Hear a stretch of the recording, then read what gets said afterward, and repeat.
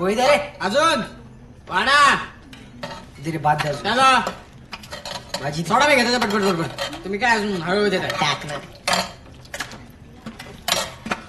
चल कुठं बसायचं इथं?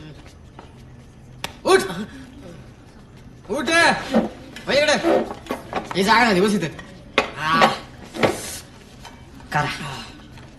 निवांत घ्या लय आपल्याकडे. हा. Good evening sir. Students, finish your dinner within 10 minutes. Okay. ए गुरुजी मराठीचा आवाज कळत नाही. इंग्लिश मध्ये 10 मिनिटात जेवण संपवा पटकन. 10 संपवलं. ये पटकन चल चल चल.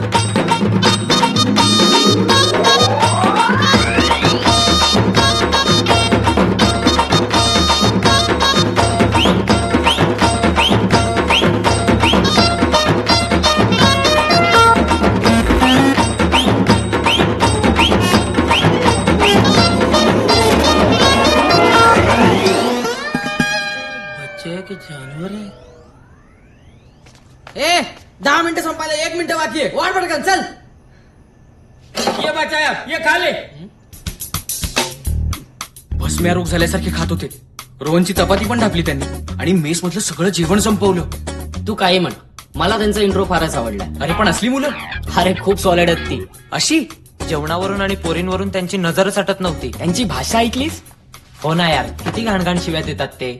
त्यांच्या अंगाचाही खूप वास येत होता यार. गावठी कुठचे मला अजिबात आवडले नाहीत दोघे. मलाही. त्यात आपल्या बरोबर त्या हॉस्टेलमध्ये. हो ना. स्कॉलरशिप पण ह्यांनाच द्यायची होती. नाहीतर काय. अरे काही दिवस आपल्याला यांना झेलावं लागणार. अरे हा, पण आपलं नशीब चांगलं आहे की ते आपल्या रूम मध्ये नाही आहेत. नाहीतर काय. पण कबीरचं काय? आता कबीरची वाट लागणार.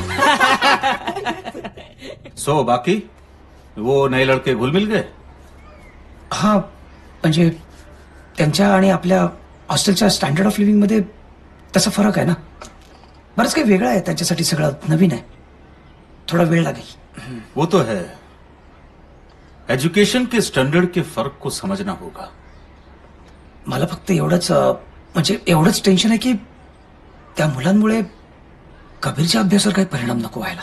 आय मीन आपल्या हॉस्टेलची परंपरा जपणारा तो एकच स्टुडंट आहे ना. And your favourite to.